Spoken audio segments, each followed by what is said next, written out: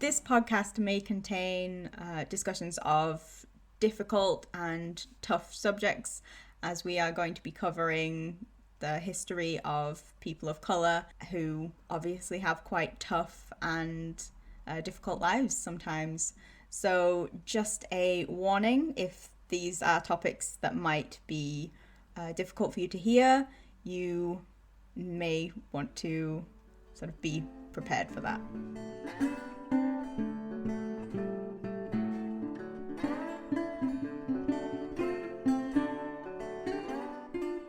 Hi, my name is Samantha Hames. I'm Shelley Hames, and this is Overlooked, a history in colour. And what are we doing today? We are learning and shining a light on the actions and achievements and amazing life events of people of colour who may have been overlooked but have been largely forgotten about. We're going to essentially do a conversation where every 2 weeks one of us is going to research an individual or a topic, and the other is going to be learning along with everybody else. So where we refer to media such as songs, articles, specific images, we will put those on a separate website so you can look at those. Maybe while you're listening, we will tell you that at the end of the episode. Mm-hmm. So today we are going to discuss Bessie Smith, who's one of my favourite singers. She was a blues singer, one of the first She's one of the big three blues singers. Yes, she's often called the Empress of the blues. She was most active in the 1920s and 1930s, and she was an extremely colourful character, far more colourful than I ever realised, even though I knew a little bit about her. What do you know about her? Do you know anything? Yeah, I'm a big fan of old music, so I'm aware of her in terms of her being a musical artist, but in terms of her actual life history, I don't actually know that much. So I'm really excited to find out what influenced her performances. Where did they come from? Where did she come from that gave her this incredible sort of vivacious energy that she performed with? She had the kind of life that you would find it hard to believe somebody now having. She was extraordinary. To say one of a kind is an understatement. A woman beyond her time, outside of her time, ahead of her time. Extraordinary. We were just sort of mentioning this, the whole idea that it was kind of this straight-laced approach to life in the past. Scratch a fingernail over the fancy paint. You realise that there is so much raunch and bawdiness, colourful history that has been painted over with this air of respectability. Definitely the case with this story, and it gets so glossed over even from the angle and the perspective that we're coming at, which is from an opinion that history has been whitewashed and that there are figures that deserve more attention but haven't got it because they are people of colour, and maybe that would be different if they weren't. You can focus too heavily or anticipate the tragedy of these stories, and there is a lot of tragedy in most of them, and they're very sad, but at the same time that makes it easy to forget that there are all these kind of bursts of colour and life. They were up to things that you would never believe were going on. Very raunchy time, the 1920s. So okay, I will tell you. She was born in Chattanooga, Tennessee. Oh, Chattanooga Choo-choo. Yeah, well, that's all I think of. My maths is particularly bad, but I've tried to do some counting. I think that was 126 years ago this year she was born, on April 15th, 1894, probably.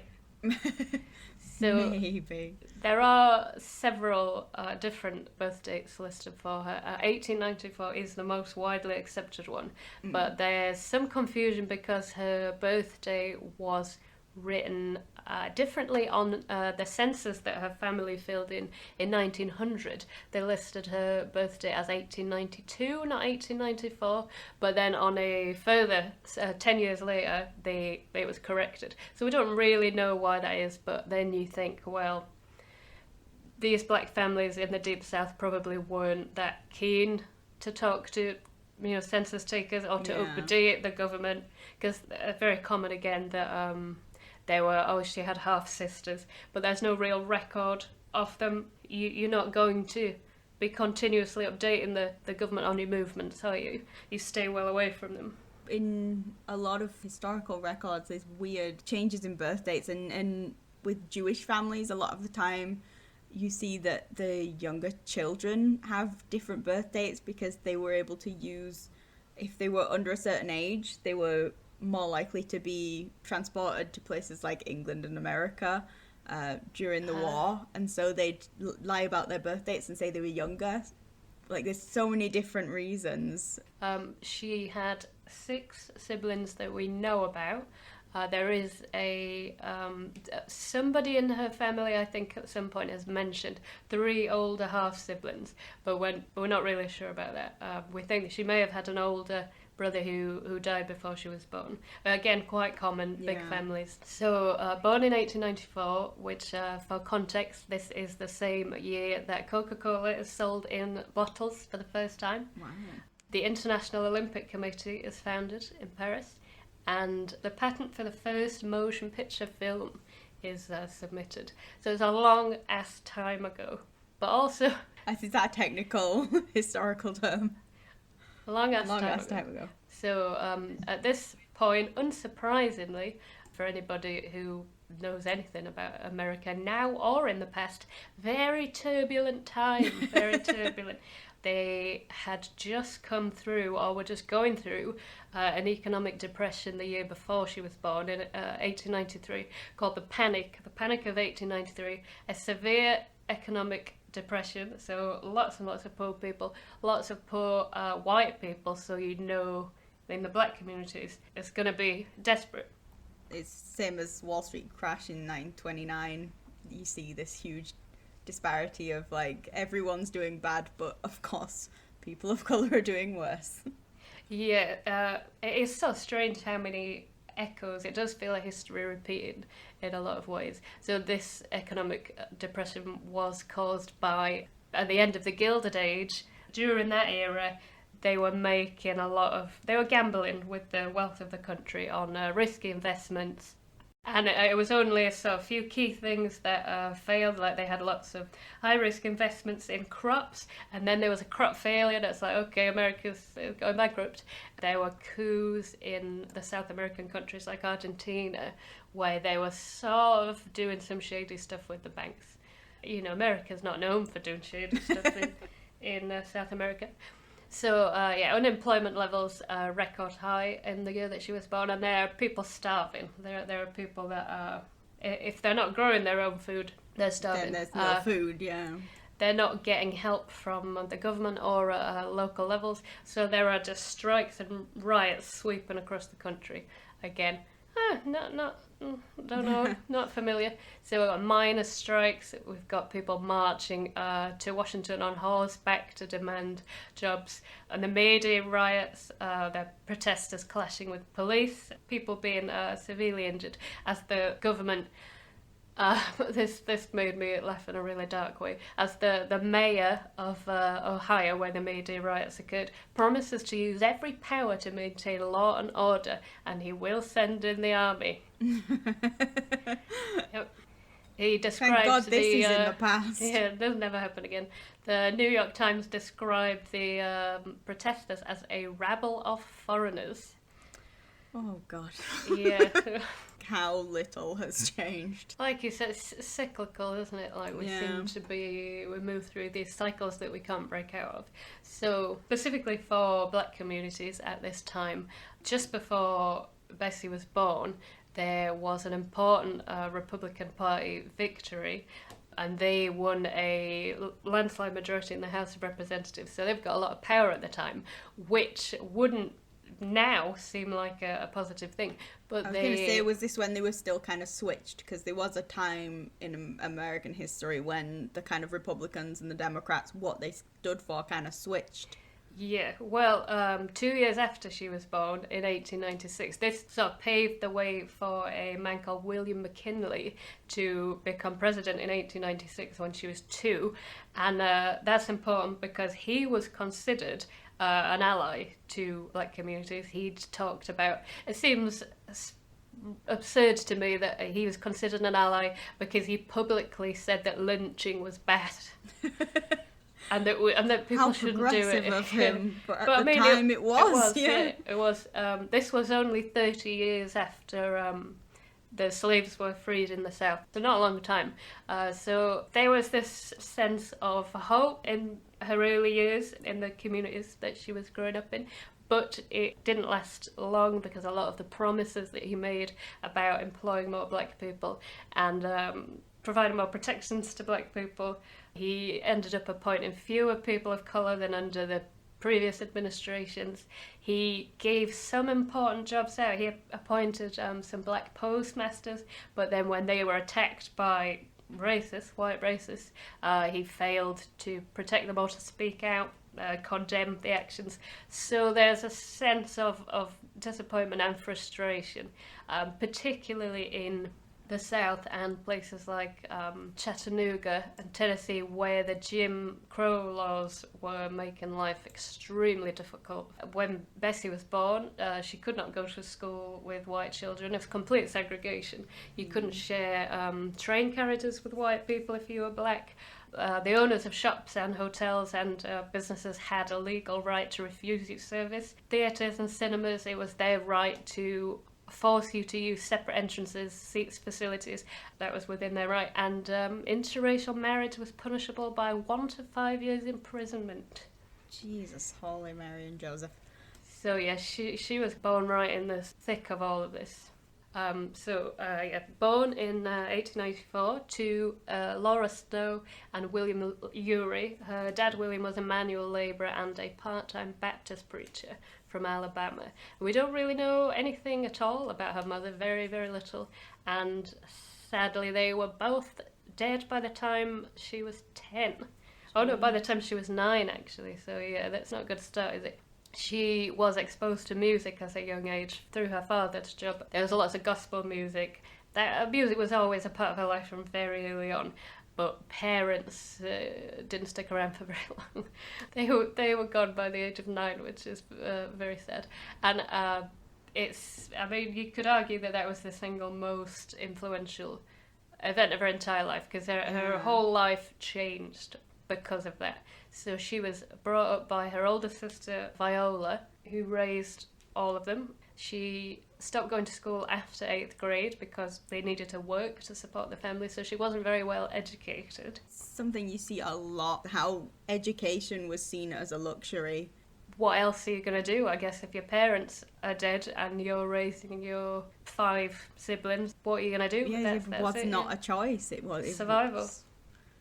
So instead of finishing her education, she was busking with her brother on the streets of Chattanooga. He played the guitar and she would dance and sing a little bit, so she was performing from a very early age. But it wasn't a particularly happy home life or a happy childhood. They were very hungry. There are claims from multiple people that her older sister was quite physically abusive to her. I think she was very angry and maybe blamed her for her parents dying. It's been called a wretched childhood. New York Times. That's an understatement, isn't it? Yeah, hand to mouth, wretched childhood. They were performing for pennies, and if they didn't get them, they didn't eat, basically. Yeah. So it was tough. And when she was 10 in 1904, her older brother Clarence, who I think she had a really good relationship with, he left to join a vaudeville troupe called the Stokes Troupe to earn a bare living for the family. But he left without telling her, and that kind of broke her heart a little bit. Yeah. But he knew that she would try to follow him. A quote from her brother's widow has said that he described her as being ready for the stage even at the age of 10. So she was ready even then, but I couldn't take her. Well, that's the thing. Vaudeville was very racy, bawdy. Yeah, it's like vaudeville essentially is what became burlesque. Burlesque was born out of vaudeville. I think I knew that a little bit, but I don't know much about it. I'm history sure that's fascinating. Yeah, we will cover that. There's some interesting figures in that. Very history. much so. be happy to learn about that. So 8 years, it was 8 years she waited. In 1912, her brother came back and he agreed to get her an audition with the Stokes troupe, because I think she was 16 or 18. So he got an audition and she was hired as a dancer with the troupe, because they already had a singer, quite famous lady in the end, called Ma Rainey. Oh yeah, she was one of the 3 big names in Mother soul, of the Blues. Blues, yeah. If they hadn't have met, who knows? I don't think Bessie Smith would have gone on to become this incredible, influential singer, blues performer. Well, she had a huge influence on her, obviously with her being quite young, she's quite impressionable, but she had an influence on her in a sort of unexpected way as well. So a little bit about Ma Rainey. She was older, I think she was probably about 30 when she met Bessie, when Bessie joined the Stokes troupe. And she was the star of that troupe, which is why Bessie could only be the dancer. And she was one of the first paid professional blues singers. And she is dubbed the Mother of the Blues. She's right at the centre of the birth of blues music. So her real name is Gertrude Pridgett. I prefer Ma Rainey. Yeah, I can see why she went with Ma Rainey. Born in Alabama, like Bessie, she's growing up under Jim Crow laws and turning to music at a very young age, because it was one of the few ways to make money. She toured with a minstrel and a variety show called the Rabbitfoot Minstrels, and she had a really unique singing style where it would get really guttural and she'd sort of moan and quite strange and unusual for the time, but completely compelling. I will put a YouTube video up. It was such a different thing. Singers that were putting everything into it. They didn't care if they sounded ugly at times. Was such a kind of revolutionary thing.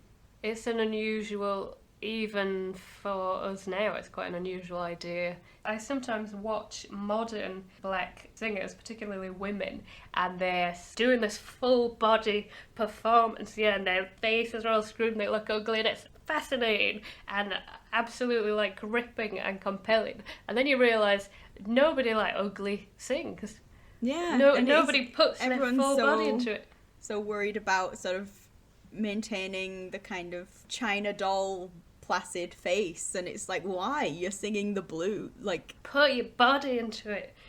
You're singing about your emotions. You don't have to look like Instagram model. And then you remember that it is all connected with, like you said, with gospel, with religious congregations. Throw everything into it. Where they're being taken over by the music, I guess you would say, and it is fully non-self-conscious.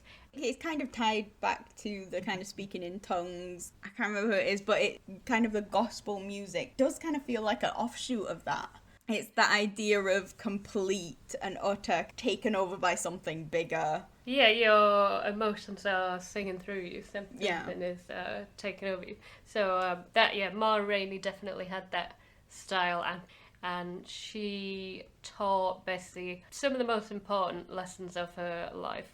I don't think she taught her how to sing, because it's evident from the very beginning that she sounded wonderful. But she taught her how to build a stage presence, how to manage crowds, how to manage her money, which again will become very, very important. But not everybody was taught, and if you're not taught this, how are you going to survive? So you have these fortuitous meetings between these. That's it. A lot of, especially musicians, even further back than that, were kind of brought to their knees by their lack of ability to deal with money. Women in particular, obviously, because why would you need it, I guess is the opinion. You get married, it keeps you from branching out. You're not and the from one with the money. But yeah, it's remarkable how much that grubby world of money can have this kind of shocking influence on people's people's ability to be creative. It did.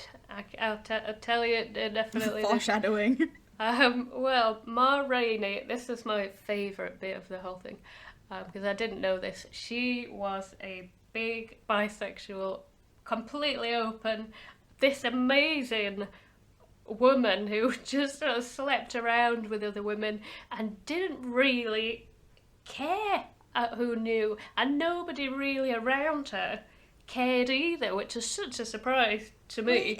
We're talking about at the same time, like if the wider sort of culture that's obsessed with all this propriety and nonsense is kind of ignoring you, you can kind of say, well, if you're going to ignore me, it doesn't really matter what I'm going to do. You know what I mean? And this, like I said, this is a surprise to me, because I would have assumed completely the opposite. Because homosexuality was illegal, very illegal at this time. So to be openly bisexual, quite a big deal to white people at this time. If you look at a lot of cultural kind of touchstones, like Louisiana voodoo and hoodoo and things like that, if you look at well, they're not called gods, but you know, Are they all super queer? But a lot of them are, yeah. It's a very strange thing that we didn't realise. Again, that people didn't realise. It internalised blindness in a way, because when you start to... Homophobia is kind of this hugely tied a lot to whiteness and these ideas of this weird impropriety rules that have been made up by a lot of white cultural things. And particularly religion and maybe Protestantism. Protestantism and white Christianity in particular, because obviously these black communities, deeply Christian, but in a very different way, different ways of practicing it, different ways of honouring it, louder, less buttoned up, more honest. It's a huge thing in the voodoo. We'll look at, hopefully, talking about Marie Laveau at some point. But when they do the inviting the spirit into their bodies, it doesn't matter whether they are male or female gods. Some favour female bodies, some favour male bodies. So you can get like a male god inhabiting the body of a female. Oh, a lot of gender bending. Female sort of parishioner who will act in the way of the male god. So they'll be grinding on women. The lines just aren't rigid. They're these very sort of swirly breaking of all these things that we kind of take as being... Yeah, I'm guilty of thinking that. And then you realise, well, it's all been washed. Maybe we don't know. What I kept coming back to, and it made me think of what you said about Prince Brandon. Mm-hmm. That in her story, being black was a much bigger obstacle than being gay, which I was surprised about, actually. I would assume it'd be very difficult to be openly bisexual or openly gay in the Deep South in the 1920s and 1930s. But again, it was illegal, but in these black communities, they've sort of, people just minded their own business. Like, this is one of the things that makes me think of the kind of absurdity of racism, homophobia, all that kind of stuff, because it's like, as you said, where do you put them on the scale? Which one's worse to you? Like, yeah, it's so arbitrary and so just kind of ridiculous that that's even a question.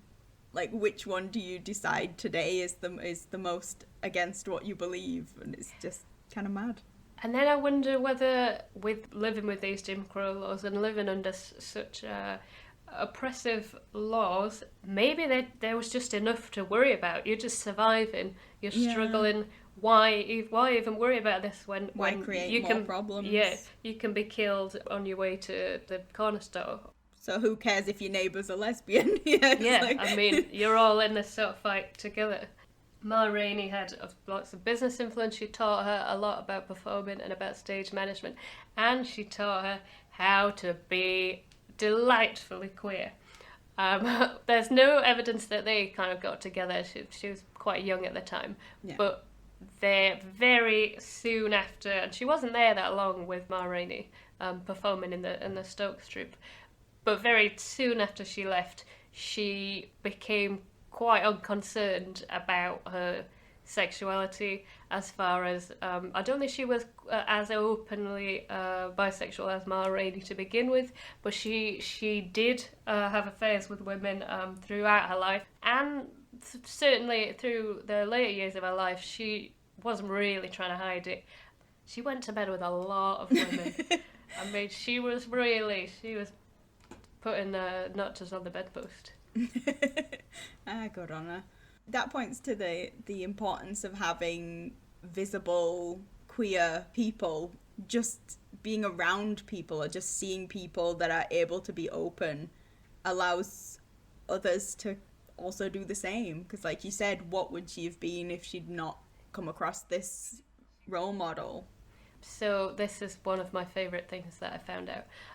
Ma Rainey, she was arrested in 1925 at a lesbian orgy hosted at her home with many of her chorus girls, and she just wrote a song about it. in 1928, she released a song called "Prove It on Me," and she sang, "They said I do it, ain't nobody caught me. Sure got to prove it on me. Went out last night with a crowd of my friends. They must have been women, 'cause I don't like no men." It's like, this is the opposite of hiding it. This is it, but you can't prove it. Boom. 1928. This was 1928. Wait till we cover Lucille Bogan. Her lyrics are very explicit. So the 20s was nicknamed the gay 20s for a reason. Yeah. Yep. So homosexuality was illegal for a very, very long time. But despite this, from the 1870s, I think, they were hosting these huge, lavish masquerade drag balls in Harlem. So in 1926, they had their 58th Civil Lodge masquerade. So that's 58 years of drag balls, which is magnificent. So they were... Thousands of people would attend these things. They were kept sort of hidden from the police because they would shut them down, they would arrest everybody. But within these gay communities, it was celebrated and it was fine. Like you said, there was a hidden element to it, but at the same time, it was kind of weirdly acknowledged. Because you would find it hard, I think, now to have a secret gay drag balls. Much harder, probably now. If you look at the history of gay culture and queer culture, the 20s was kind of this boom time for it that people really forget. Like, Marlene Dietrich was quite openly bisexual. There was this weird hidden but not quality about it. There are no rigid lines. The rigid lines come in after when you're trying to rewrite the history, I guess, yeah.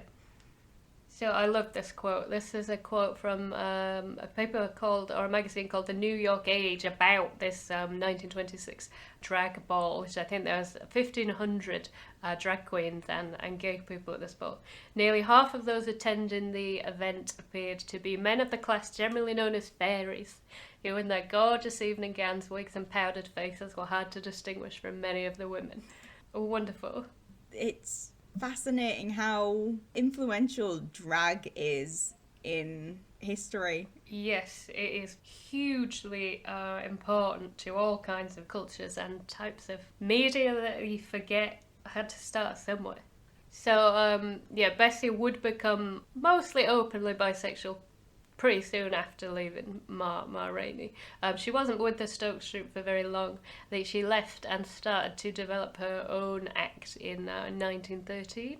So she starts developing her own acts. She relocates to Atlanta and starts to dance in chorus lines at an Atlanta theatre called the 81 Theatre, which was built specifically for black people to use because the white people didn't want black people coming to their theatres, really. So they was like, here we go, we'll build you your own.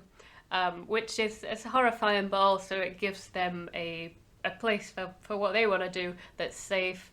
They can create a sense of community. What it makes me think of is when there was a lot of Italian immigration to America, obviously because the American government was terrible and is, was kind of very dismissive and very just like meh, as they were with a lot of immigration. But then Italian immigrant communities started to flourish, and suddenly there was this big kind of like, oh, you should be paying this, you should be doing this, now we want you as a part of American society now that you have, essentially enough money to buy your way in. And there was this huge sort of cultural backlash against these Italian immigrant communities because they were like, no, we've succeeded without you, You don't get to suddenly decide now that we're American because we've been successful and we can pay you. It's a fascinating history looking at sort of the immigration of Italians to America. Kind of a similar thing with a lot of black communities. It is, but it again shows the biases that we have. Well, I read about this 821 theatre and that it was a black theatre, so automatically assumed, oh, that's great, black owned and operated theatre. No, owned by white people. If you can profit, then there is a lot of that. Sure, I'll talk to you if I can profit off you. Again, just the grubbiness of money, and you see how influential it is in all these kind of stories. So there was a very interesting organisation called the Theatre Owners Booking Association, the TOBA they used to call it, and that was a network of theatres, mostly theatres that would have vaudeville shows. But all across the country, they were in Washington, Virginia, Oklahoma, Atlanta, there's a lot of them, and they were mostly white owned, but as you say, they knew that they were going to make a profit. So they, to give them their dues, a lot of them were committed to employing mostly black people, letting black employees operate their theatres, putting on black performers, almost exclusively in some cases. They would book black singers, jazz musicians, dancers. This is where she starts performing, because it is this network. It connects her to all these different places that she can go and perform at. And this Toba was the brainchild of a black man. But you read into it and it's like, well, they couldn't pay their artists very much because the theatre owners weren't paying. The pay was pretty poor. They were getting a lot of exposure. But I think the theatre owners were making probably like triple the amount of money that they were. So they're benefiting in all kinds of ways because they're looking progressive and they're keeping the black communities happy, and they're making a whole lot of money off the black communities because there was a huge amount of money. Ma Rainey called Toba tough on black asses. She didn't mince the words. And it was considered a little bit trashy. There were more upmarket black theatres that sort of didn't want to be associated with this. I think because of the vaudeville angle. Yeah. Again, it's this kind of weird washing of history that we think of vaudeville now as, oh, this quaint kind of rat-a-tat-tum-tum kind of theatre, and you like research it and it's just bawdy, raunchy, like a lot of the old comedians that ended up working in burlesque were coming from vaudeville. The Toba circuit was putting a lot of people who would become big names onto stages, so they were booking people like Louis Armstrong. You may have heard of him. I certainly have. I know you've heard of this guy. You told me about him. Cab Calloway. I love Cab Calloway. We've got a cover Cab Calloway. He was doing a lot of Toba shows. Fats Waller, Duke Ellington, Josephine Baker. Mammy Smith, Sammy Davis Jr. performed in a Toba show at 4 years old. Wow. So you got tap dancers, comedians, actors, pianists, blues singers, anybody who could perform. So it was this huge, creative, always sort of changing, very transient in many ways, but this hub of creativity that she was a part of from a young age, late teens, early 20s. Okay, so Bessie Smith is performing in chorus lines. She's performing at a lot of theatres on the Toba circuit. So she's travelling a lot. She's being seen by audiences in lots of different cities. And it wasn't long before she became a huge success and became a very memorable star, and people would come to see her. Was she headlining? Like, was it specifically to see her kind of thing? Yeah, quite quickly that did happen. Less than 2 years after she left home to join the troupe in Chattanooga, she was performing her own act called the Liberty Bells Review, again at the H1 Theatre in Atlanta. And she was singing, she was doing a little bit of stand-up comedy, she was dancing, she was doing male impersonations. So it was really varied. Again, This is a really nice quote from a book about Bessie Smith called Blues Empress in Chattanooga by a woman called Michelle Scott. So she would travel around and perform at the theatres that wanted her and that had the audiences for her. But she was based in Atlanta. And Michelle Scott writes, her involvement in black communities extended beyond the down-home feeling she shared with them through her music. In her initial years on the circuit, Bessie was a resident in many of these communities, working as a laundress to support herself during the off-season in Atlanta. She made no separation between herself and other working people, because she was still doing the labour she'd aided with as a child, before returning to the stage when the next show resumed its course. Well, I guess it's that they didn't have the luxury of being just a performer, but I always find that to be a really interesting attitude. It's you were the one that made me aware of the Sugarman documentary. I said that like it was his last name, Sugarman documentary, where he had that response as well. They found him just like working on a building site. They are always quite surprised, and it's like, well, what do you think people do? I mean, you don't perform once or twice or even 5 times and then you can live forever in some sort of it's like now luxury. The history of that's kind of changed so much because now people are just performers. I mean, obviously there is still the smaller world of that way. It is, yeah. I think it is still like that, but we don't hear about it. I think there are more. But that's the small time kind of people, whereas this was big names. This was people who today would be, you know, the Beyoncés of the day. They wouldn't be paid anywhere near as much as white people, and a lot of the time they were being scammed out of the money that they were making. But their contracts, in a lot of cases, weren't honest, and these performers wouldn't have the knowledge or experience to recognise that. As even, I mean, I wouldn't now. You know what I mean? No, like it's hard enough anyway, and as you said, a lot of like people that would go on to perform later had very limited schooling because they kind of had to go into the workforce very young. She was hugely successful even within these limitations. She was the Beyonce of her time, absolutely, and she sold millions of records, and she didn't see anywhere near as much money as was made from those records. I hope that this Beyonce comparison doesn't go further because I'm not a Beyonce fan. I just find her very boring. Her music, lovely, but as a person, I don't get why people get so obsessed with her. I do think in the last few years, some of the videos and the songs she put out have been pretty incredible, actually. I don't really listen to her. That video, I think, The Carters, where her and Jay-Z are stood in front of, it's a painting in the Louvre, I think. And just the sort of statement that they're making with that. It shouldn't be striking and bold, obviously, but they're like these black people, and you look at them and they're so powerful.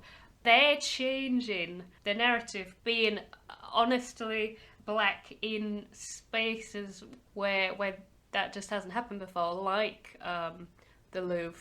I don't know, it was just really striking. I remember watching this video and thinking, yeah, I get it. They don't apologise for anything. They don't sort of explain themselves constantly. They're not trying to justify their existence. They're just like, we are here. We don't have to tell you why we're here. We are. Beyonce's cool.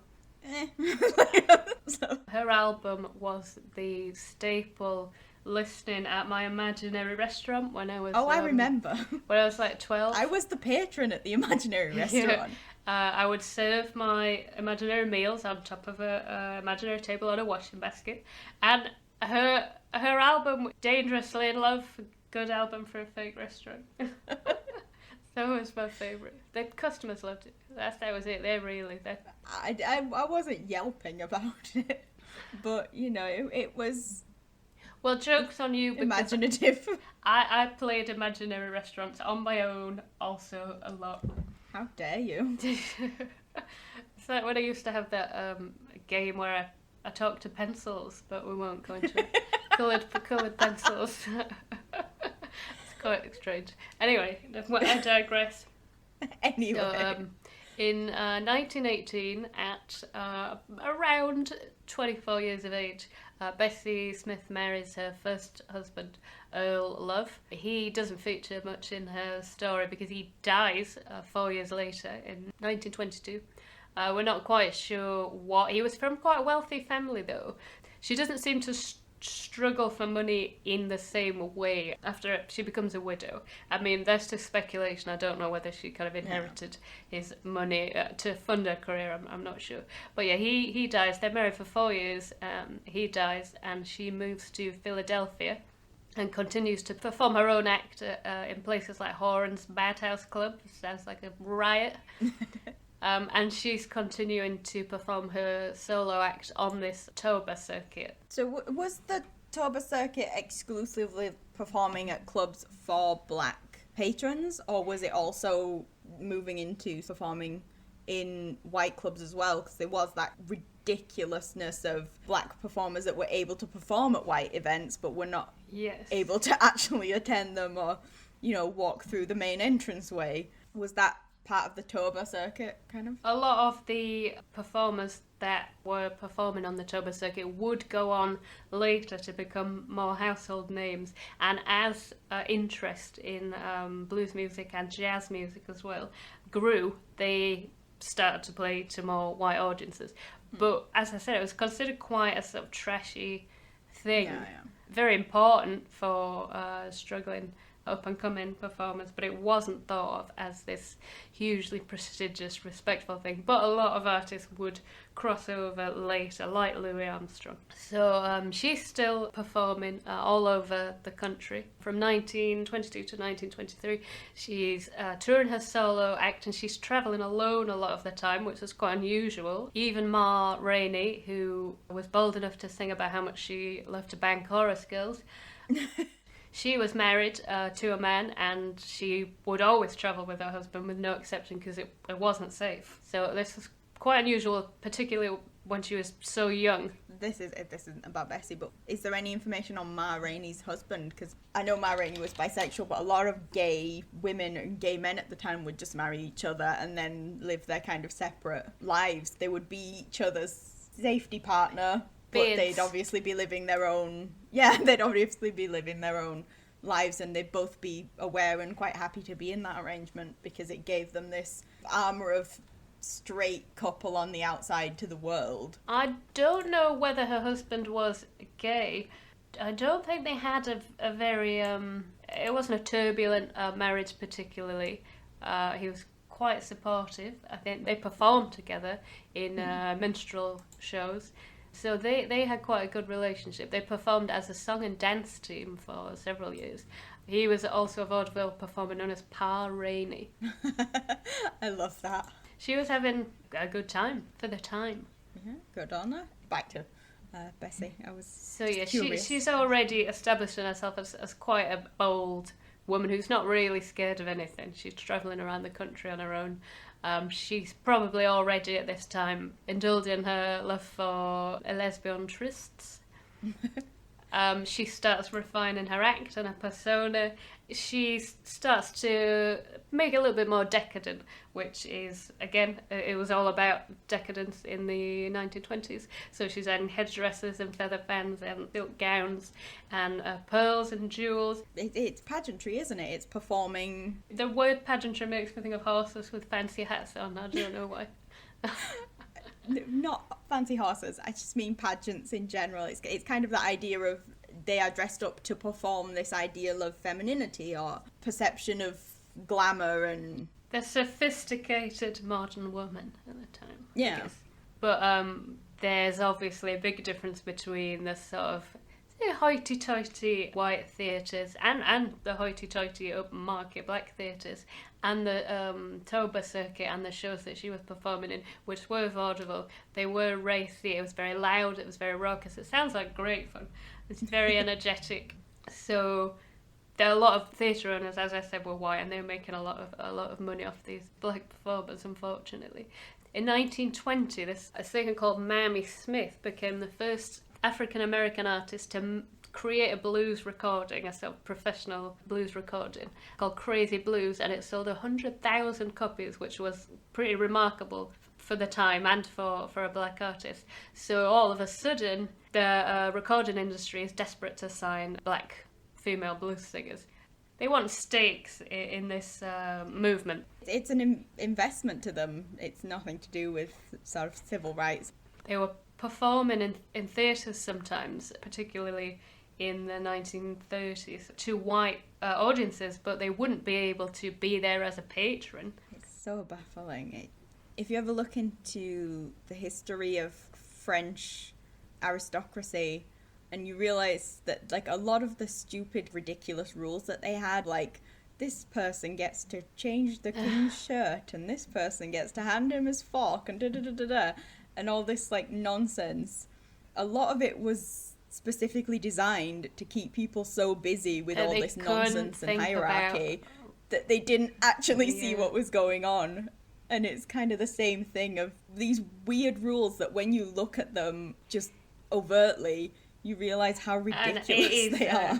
Grubby money, as you keep saying. A lot of these record producers and these labels that were then suddenly waking up, so we've got to sign black blues singers. They wouldn't want to go to a club with these people and have these people sat next to them as customers. They'll sign them, if they're going to make money. So this was important for Bessie Smith because it was really the start of black female singers and blues becoming lucrative. And she's kind of like at the ideal age as well. She's sort of mid-20s-ish to jump in deep end of this, I guess. In 1923, she relocates again to Philadelphia and stars in a musical comedy called The How Come Review.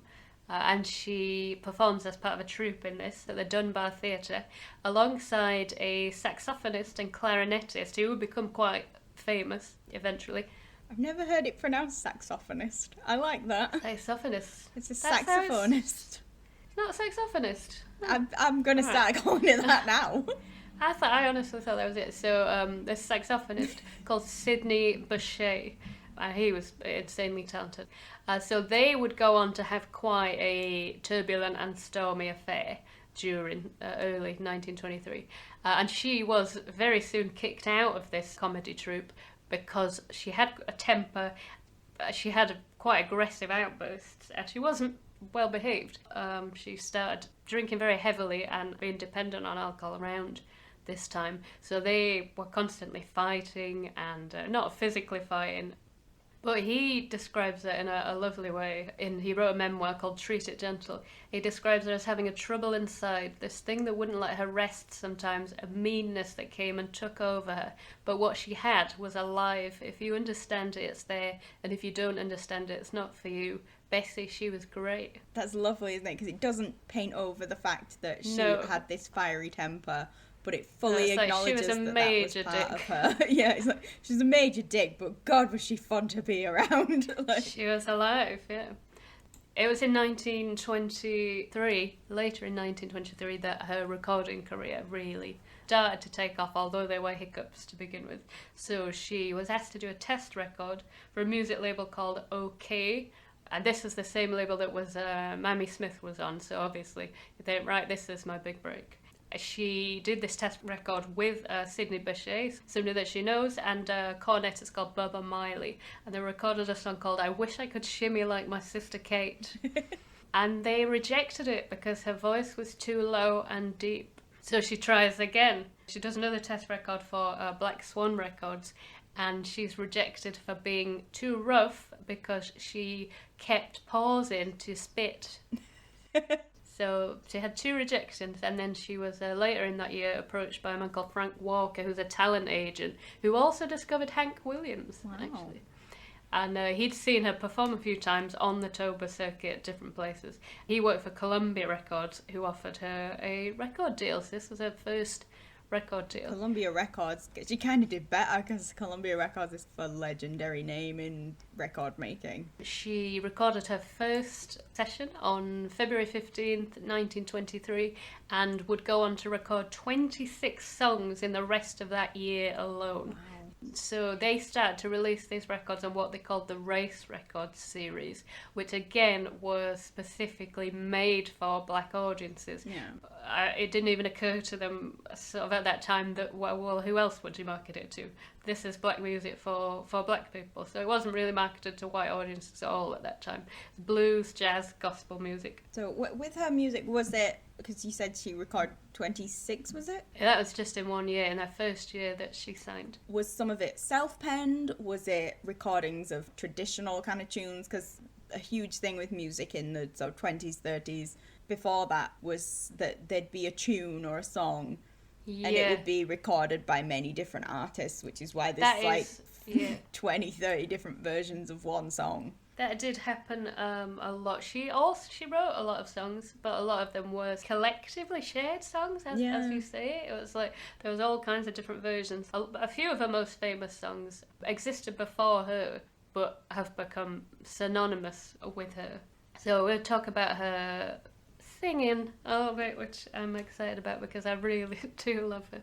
She's stunning, just absolutely stunning voice. I kept reading when I was researching, it's so difficult as a 21st century ear and enjoy her music. Is it? I mean, you can hear the power in it, so it's crackly and it's imperfect and it's... I can still remember which was the first song of hers that I heard. Like, I got into listening to a lot of 1920s, sort of 30s music through watching old movies and heard Cab Calloway's music, and so I remember the first song of his I heard was Nobody's Sweetheart, which is still one of my favourites. It's a beautiful piece of music. And then I got to Bessie Smith through that, and the first song I heard of hers was Gimme a Pigfoot, which is such a great song. Mm-hmm. Kind of grungy, kind of like low down dirty. You can just imagine being in this bawdy loud club with people chatting, people drinking, and her sort of like crooning on the stage, and it is just that's so atmospheric. Well, I mean, it's not polished. She had what's known as a contralto voice, which is the lowest female singing voice. So she had a low voice, it was a deep voice, but she sort of, to me, I listened to a lot because I wanted to try and describe her voice. So it's not like an Aretha Franklin, like belting out voice. It is loud. It's almost like taking this huge breath and then it's coming out, I don't know, like a bellows or something. She's not belting. She never belts out songs. She's not a talk singer, but there is this kind of more of a talky cadence to her singing. There is like a little bit of that. It's not belting a tune, but I don't know, she's a fascinating singer. It sounds like true blues music. Yeah. There is no adornment on it. There's no polish on it. Okay, this is a quote from NPR. So, working within the framework of the blues, she varies her inflection and phrasing to convey an idea or a feeling. She stretches a note to emphasize a word, sings with varying degrees of roughness, or hits a high note at an unexpected moment to make us pay attention to her point. She stresses certain words while cutting others short. She deviates from the expected melody, offering an element of surprise. I know what you mean about sort of when you say it's chatty. It's how you talk when you're telling a story, where you go up in parts. She's telling a story, but she's singing, and her voice is changing with how the song changes and how the tone and the subject matter of the song is changing. So it wasn't just her voice attracting attention, earning her popularity, because she did get very popular on the Toba circuit within black communities with black audiences very quickly. She was very memorable. She was a big, imposing lady. And her lyrics were pretty innovative and bold and exciting. She was part of this movement of black singers emerging at the time. Ma Rainey, Alberta Hunter, Sippy Wallace, who were singing about their lives for the first time as professional singers, not just as black people, but as black women, which I think is an important distinction. Yeah. Historically, black women had largely been ignored. Nobody was asking to hear about their lives. They were mostly unseen and considered unimportant. They escaped, not entirely. I wasn't aware of it, but I did some research, and there were women that were lynched. I thought, you only hear about black men being lynched, but largely they escaped a lot of that violence because it was directed at the men.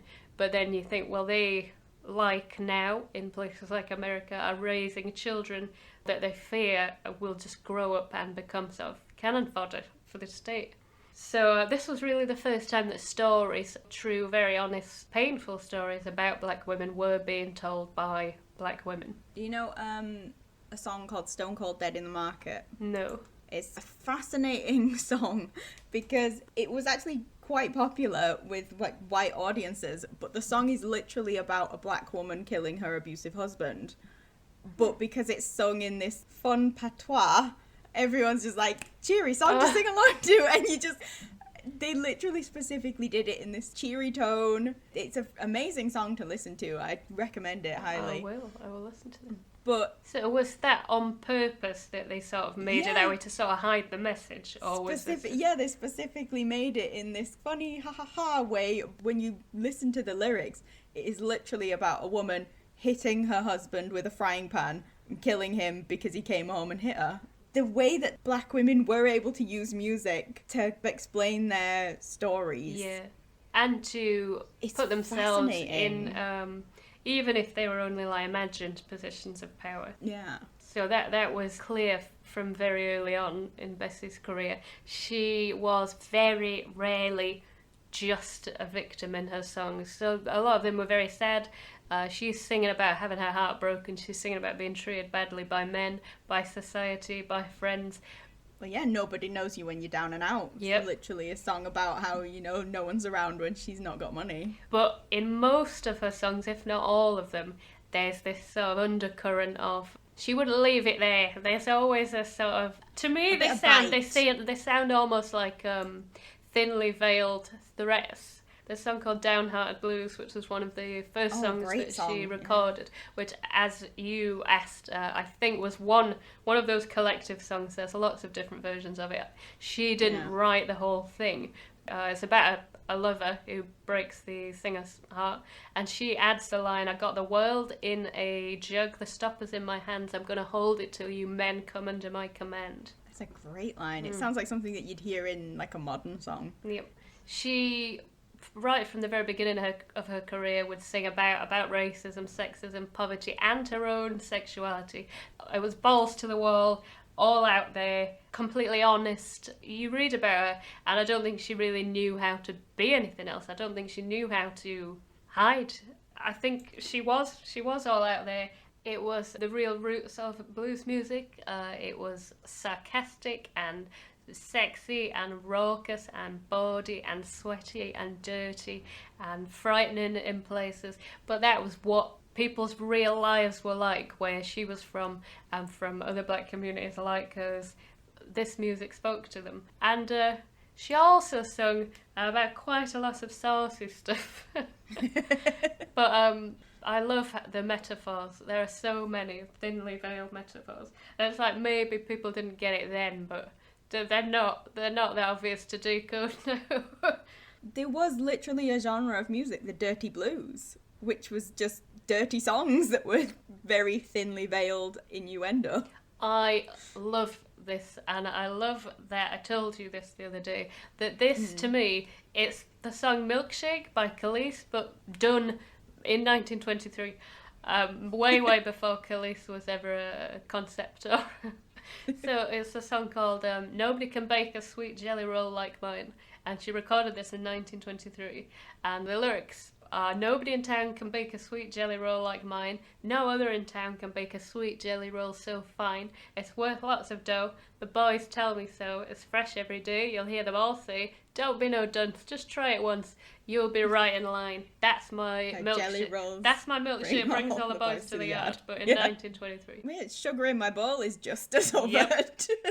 That's my next example. It's one of my favourite songs. I think that's the first Bessie Smith song I ever heard, actually. Yeah, thinly veiled metaphors. Again, this wouldn't be recorded until 1931, but it's a great example of these sexual metaphors. I'll just read a little chorus. I need a little sugar in my bowl. This one always... I mean, I like it for it. I need a little hot dog on my roll. But that one's a little bit... And a little bit of, I can stand a bit of loving oh so bad. I feel so funny, I feel so sad. I need a little steam heat on my floor. That's a good one. Maybe I can fix things up so they'll go, what's the matter? Hard papa. Come on and save your mama's soul, because I need a little sugar in my bowl. Doggone it, I need some sugar in my bowl. So, I mean, they were doing this a long time ago. Beyonce, Rihanna, Nicki Minaj, they're all followers. This has been done, the sexy stuff. If you look at the sort of like the progression of Dirty Blues, it doesn't go away at any point in history. In the 50s, when things were kind of, Lemonade and Disneyland, they were still singing songs like this. Oh, yes. A great song called 60 Minute Man. And it was like, wonder what that's about. That's barely even veiled. They were just like, well. Well, yeah, I was reading the lyrics to this, Nobody Can Bake a Sweet Jelly Roll, and I was like, is it's gotta be. It's definitely gotta be. Okay, Bessie, okay. So she's started her recording career, starting to break out of these black-only audiences and theatres already. That was helped by the fact that around the same time, radio broadcasting was really taking off. Electrical recordings had just been invented, so vinyl records were becoming a thing. So those two things together was sort of helped catapult her very fast to national recognition and national stardom. She was one of the first black female artists to play a concert on the radio. After her single... She kind of was born on this cusp that was perfectly timed for her to be there. I think so.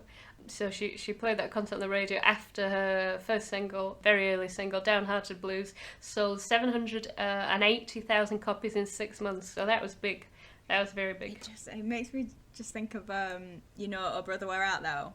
Yeah. Just makes me think of the scene where they go in to record and the guy behind the recording booth is blind and he's just like, don't want you here unless you're a black performer, and it's just like, we're black. It's like, but yeah, that's just what it makes me think of, just this obsession with that sort of black sounding music, which was just kind of exploded on the scene at that time.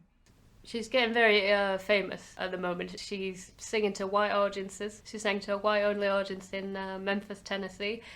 1923 is the same year that she met her second husband, who would prove to be difficult. So this is 1923. Yes. When did her first husband die? 1922. So she was married to him for 4 years and then he died. So she meets her second husband just before her first sort of hit single is released. So while all of this is taking off, they're getting to know each other.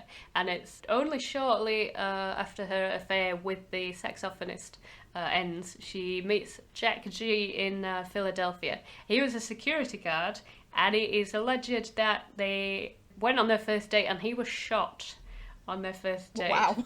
Or some people say stabbed, but most people say he was shot. Certainly a memorable first date. So he spent 5 weeks in the hospital and she was there nursing him back to health. So that was quite an intense first encounter and probably pushed them together. If they had this very sort of like turbulent relationship afterwards, I imagine that had a huge impact on her staying, because there was this immediate kind of care. Yeah, you're needed, aren't you? Was forged. Somebody needs you. So they get married months later in the same year, and throughout their entire marriage they would have a very difficult relationship. Importantly, he did some really inexcusable and awful things to her, but she was giving it back equally. Really both abusive to each other throughout their entire marriage. She reminded me, actually, I'm guessing you know a little bit about Nina Simone. Oh, That's who I kept being reminded of. Very turbulent and with depressive tendencies and a lot of anger, taking it out in bad marriages, in abusive marriages, where the husband and the wife were treating each other as equally as bad, really. But again, there's so much of that's tied to the cultural time as well, where it wasn't seen as a reason to break up in that time. No. Like, abuse was not a talking point. It wasn't a deal breaker, certainly for a marriage, yeah. It's kind of shocking to think that people were told to stay in marriages that were like that. Right now, they're happy. They get married in 1923. By 1924, she is the highest paid black entertainer in America, because she was on $2,000 a week. But there was a clause in her contract with Columbia that I think was hidden. It was very shady. She finds out later, her husband finds out for her, and she gets no royalties from any of her songs. They will pay her a flat fee for every song she records, but she never, I don't think through her entire career, received any royalties. So they were making millions and millions of dollars from her. And she had a lot more money than most black people, but it was all going to white record producers and managers. It wasn't going to her. There was more money in it than she ever got. But she was bought by Columbia Records. They bought her a 72-foot custom railroad car for her crew because she wasn't allowed to travel in the first-class train cars with the white people. And this was really the first time they'd ever sort of had to deal with a problem like that, because a black entertainer had never been as famous as she was. The way that they solved that was, okay, we're going to buy you a custom one, which is quite nice. It's quite nice, but at the same time, just like, how ridiculous is this? Yeah. She's earning more than, I guarantee, most of the people on that train, except probably the people in first class, and yet she still wouldn't have been allowed in the lowest seating on that train. This was suggested by her brother Clarence. He was like, we need to get her some form of travel. They would never have even crossed their minds that this was a problem. But this was a Swish train car. This is from a book called Bessie by Bessie Smith. It was custom made for Bessie by the South Iron and Equipment Company. 2 stories, 7 staterooms that slept 4, a kitchen, a bathroom that was large enough to comfortably hold everyone in her show. It was also recognisable, painted bright yellow with green lettering that let everyone knew when Smith was in town. So she, not having royalty payments, could only make her money from appearing at shows. So she made all the money from touring. She only got $200 per song release. So her and her husband, Jack, began physically fist fighting each other quite quickly after they were married, because she was an alcoholic and she would go on tour in this big custom car and she would pick up chicks, she'd have casual sex with men and women, she'd have bar brawls with people. She was a scary lady. And a formidable woman. Yep, she was hedonistic. She took a lot of drugs. There's a lot of references to drug taking, and unsurprisingly, he didn't like this. Again, like I said with that song, there's just a lot of references to abuse, drug use, that's kind of hidden under these careful metaphors. Or do you know the term "kicking the gong around"? No. It's a term that's used in a lot of 20s and 30s music that basically means on opium, on heroin. Oh, no, I've poppies. Never heard that. So, like, in a lot of Cab Calloway's songs, there's a song called Minnie the Moocher, and it's got a line, you'll never recognise her now because she stopped kicking the gong around, so she's not taking drugs anymore, so you won't recognise her. But, yeah, there's, like, a whole secret language that was used in these songs that probably white audiences, or, audiences that weren't from that direct kind of bawdy world would never have known. A lot of these singers from the Deep South, blues singers, are singing in thick accents, and it would be encoded in slang and colloquialisms, and there would be a certain language barrier. I imagine that doesn't surprise me. So her husband, he didn't like this, and he was very controlling anyway. He was constantly taking credit for writing her songs, and people like the Big Eyes guy. Sorry. Do you know the Big Eyes painting? The Johnny Depp film? No, was he in that? No, he Tim wasn't Burton. in that, Tim but Burton it was Tim Burton made a film about it, but it was... is it the woman? She painted them and he took all the credit for it. Yeah. That's what came to mind when you said that, because it's the cyclical nature of things. Nothing's kind of new. A lot of people believed this for a long time, that he wrote many of her songs.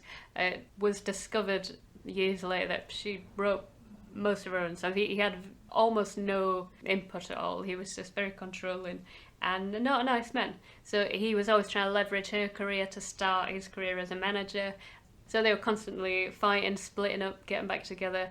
He scared the other members of her troupe, her chorus dancers and the people who travelled with her. They just sort of left them to it, even though they were worried about what they were going to do to each other. That must have left her quite isolated, though, at times. We know she was tough. She never backed down from a fight with any man, It sounds like. And she was violent herself, especially when she'd been drinking. So these are some of my favourite stories about how much of an absolute badass she was.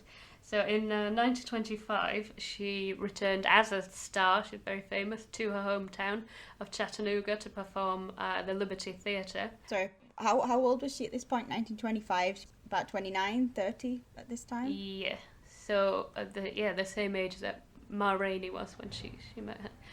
Yeah, she returned to Chattanooga. She performed a hugely successful show at the Liberty Theatre, went to a friend's house for an after party, had a drunken altercation with a man who was also drunk, and it's sort of disputed about how this started. Some people say that he was being leery towards one of her chorus girls and she stepped in, or that he was sort of bugging out and he kept trying to force her to dance, but he was being inappropriate. Pest. And she punches him, no problem, apart from the fact that when she left, he was waiting for her in the dark and he stabbed her in her side. Jeez. And she chased him for several blocks and she fully ran after him, and then she collapsed and she had to be taken to the hospital, and she did have a very serious wound, but she insisted on being released so she could perform at another show the next afternoon. Like, So that she is was, the definition of hard as nails. yeah, she was back on stage the next day, but she would never perform in Chattanooga again. This is even better. 2 years later, in 1927, she was performing at in a big tent performance, and she was told that members of the Ku Klux Klan were outside trying to pull the tent stakes out. So she leaves the tent. She comes out absolutely running and yelling at these Ku Klux Klan members, shaking her fist and shouting at them, "You better pick up those sheets and run." And she's swearing at them, and they hightail it and leave because this huge tank of a woman is running at them. So nothing frightened her. This is the KKK. What I came to when I got to the end of her life, she's a very, very complex person, and there was a lot of things about her and aspects of her personality that weren't very nice. But at the same time, I don't know whether she would have survived in the same way. But it made her a problematic figure in some regards, particularly in relationships and affairs. For me, one of the most problematic areas of her life is how she treated the women that she slept with. It would be considered very predatory in today's world. Yeah. She had this power. She was the star of the show. She could pick any woman that she wanted to come and perform in it, and there was lots of young women that wanted to perform for her because by being associated with her, that would help their career take off. And she absolutely took advantage of that. And she was very controlling. She had many affairs with women while she was on tour. A lot of them younger, very impressionable. They were trying to, she knew they were trying to further their own careers, and she used that. So this is, it's problematic for me, but I guess these people are very human, and we can't, I don't know whether whitewashing is the right word, but we can't... You can't take that out of the story. That is an integral part of her story, is that she was a problematic person as much as she was this shining beacon of revolution in music. She was also a very problematic person in her personal life, and that influences her music as much as it influences every other part of her life. She would pick chorus girls, and there was never any sort of indication that she was forceful, but it's coercion, isn't it? You're using Definitely your power, using her position. You're using your status and your age to get very, very mad if these girls then slept with anybody else or were interested in men. Or it is very predatory behaviour.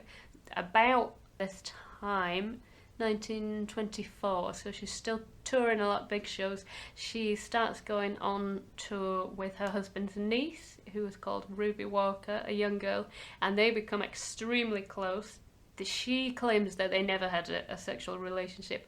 The most famous biography of her life was written by a man called Chris Albertson, and he claims that there's a lot of evidence that they were sleeping together regularly. Yeah. But she was a very close companion. She knew all her secrets. She was the one she was confiding to, and so it probably was it was a deep emotional connection there as well. Yeah. But this Ruby would keep her husband away, basically. So even though it was her uncle, she was sending messages to women that Bessie wanted to bring back to her room or whatever, and making sure that her husband never caught her. But she was very controlling over this young girl who wanted to make it in the industry, but she would tell producers, you will never listen to her, you'll never record her, she's never... Yeah, odd connection to make, but to the materialism of rap, it's that kind of thing of I've got all these women, I've got all this kind of thing, like this obsessive need to claim ownership over collecting things. In a way, isn't it? It's like, yeah. Does it tie back to the sort of lack of things in her earlier life? Because, again, a lot of the most famous artists in rap came from these very humble beginnings where they had nothing. I mean, all you've got to do is listen to Biggie talking about how he had nothing and now he's got all this stuff. Now I drink champagne when we're thirsty. Yeah, exactly. Again, it's that thing if you can't separate the life from the music. I would think there's no evidence or even sort of speculation that I've seen about this, so this is just my own musings. But you think there were no parents around at 9 years old. They both died. She was being brought up by her sister, who was physically abusive to her, would beat her. She said she was very scared of her brother sort of leaving as well. Nobody really knows what she was exposed to and the type of people that she was exposed to. She could have been exploited at a young age. It would have been not unusual. These places weren't places for children. These clubs and things she was performing outside of, and that she had started performing in when she was a teenager. So yeah, her behaviour would be considered very problematic now, and she was drinking very heavily, as she did throughout most of her career. But her career was going from strength to strength. In 1925, she recorded with a very young Louis Armstrong, who she paid his first ever $100 bill. We've got a nice quote about this from Louis Armstrong, recording his first 5 ever songs with her.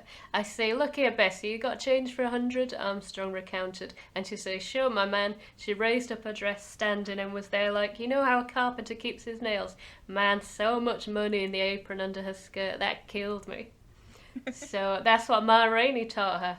Wear your money belt under your dresses. Women used to sort of sew pockets to the underside of their skirts, to their lingerie, to keep their money, because you didn't want to have a purse in case it was stolen if you were going to these sort of more bawdy areas.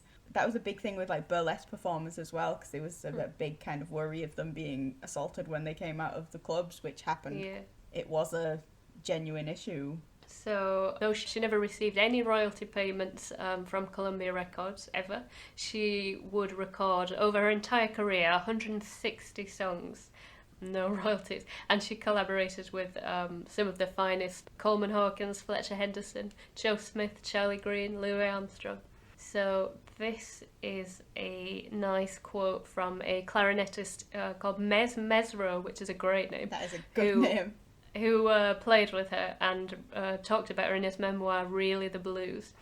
Smith's blues, the way she streamlined the notes to her songs, making familiar melodies sound idiosyncratic, personal and authentic, encouraged jazz musicians to approach their instruments vocally. The melody meant nothing to her, he recalled. She made up her own melody to fit the poetry of her story. This is what we were talking about, I guess. Yeah. Phrasing all around the original tune if it wasn't right. Whatever a song's lyrics, the solos became stories within the story. That is such a lovely way to describe her music, and it is very fitting. It's what comes up when you try to dissect her music. Throughout most of the 1920s, she was having a lot of success in her career. Wealthy for a black artist, but her personal life was never happy. It was always sort of fraught with danger, and there was always something horrible happening around the corner. Her marriage was constantly violent. She took solace in these lesbian affairs, but there was emotions in some of them, but others, I mean, it was just gratification, and she was sort of clearly just using these girls, and they were using her to a large extent. So so kind of a lot of empty kind of relationships, if you can even say relationships. Yeah, a lot of lies. She's got this Ruby lying to cover up their affair and cover up her affairs with other people, because her husband was very suspicious, and always sort of somewhere watching her. So he knew, he knew what she was up to. In 1926, they adopted a child. One of her chorus girls had a child, and she couldn't look after it. She had several children, but the child's father had taken off, so she couldn't really care for this child. And she loved this child. She'd been to visit a lot of times. She spent a lot of time with the child, so she offered to adopt him. He was 6 at the time, and she absolutely doted on him, loved him to pieces. They renamed him John G. Jr., but they called him Snooks as a nickname, which is quite nice. So in 1926, she bought 2 houses in Philadelphia, and she moved her 3 sisters, including the one that had beaten her all through her childhood, to Philadelphia with the agreement that they would care for Snooks while she was on tour, because she sort of tried to take him on tour and realised it wasn't the right kind of environment for a child. So her sisters are in Philadelphia, and they're looking after the kid. And by all accounts, she really did love this kid. This kid was her son, absolutely adored him. So this year that she adopted Snooks, 1926, was one of the most peaceful times in her life. She didn't go out on tour that summer. She didn't record any songs. She stayed in the house to get to know the kid and spent time working on a new show called Harlem Frolic. So that was quite a nice period in her life. It seems like kind of one of the few calm in the storm moments for her. Yeah. She's kind of just been all engines go.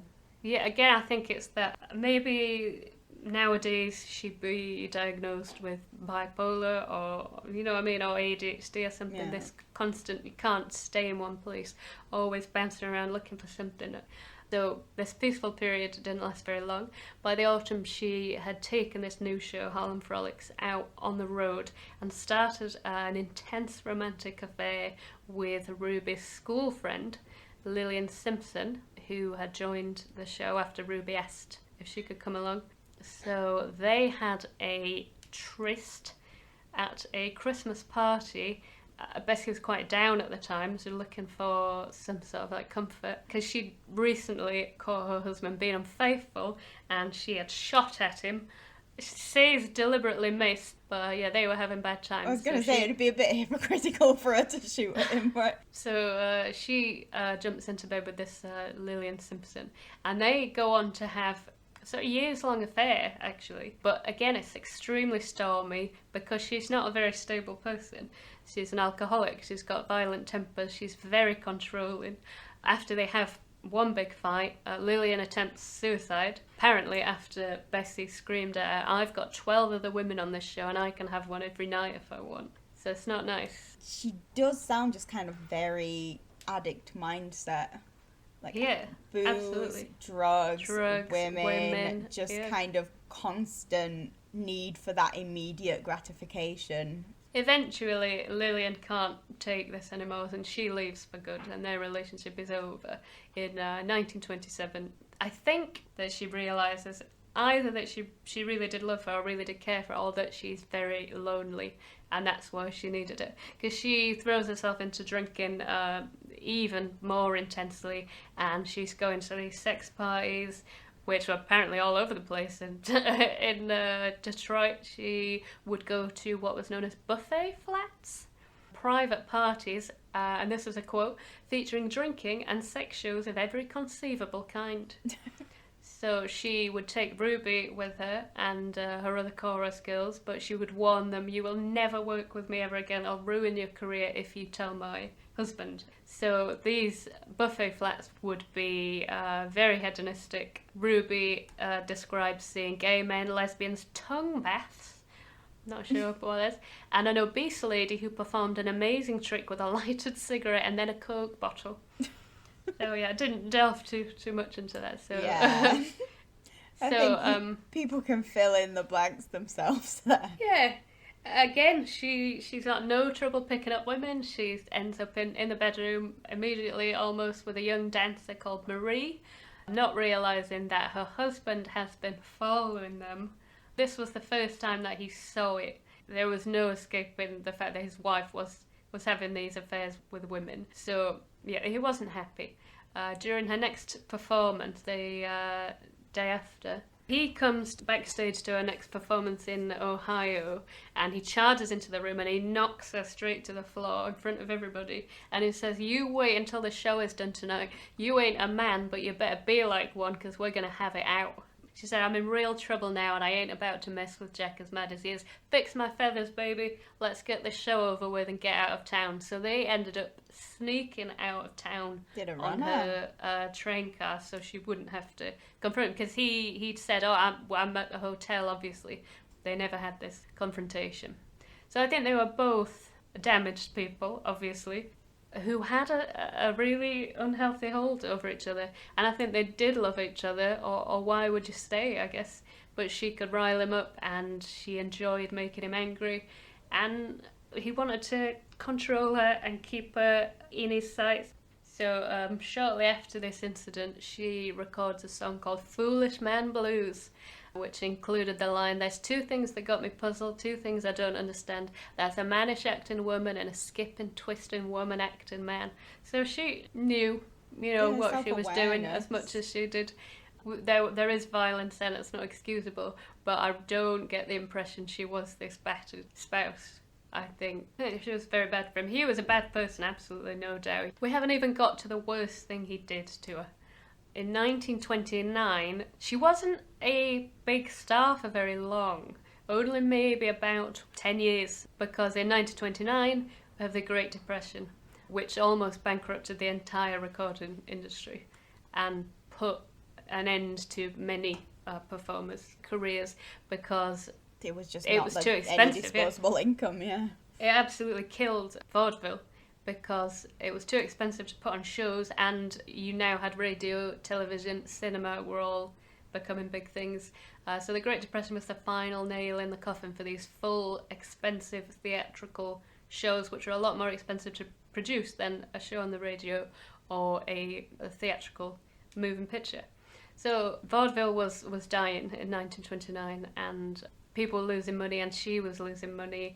It says there are similarities with today's situation insofar as personal income tax revenue, profits, prices dropping, international trade declining dramatically, construction halted, long-term unemployment rising to record levels, which I included that quote because doesn't it seem like we're just I think I read that in the newspaper yesterday. Yeah.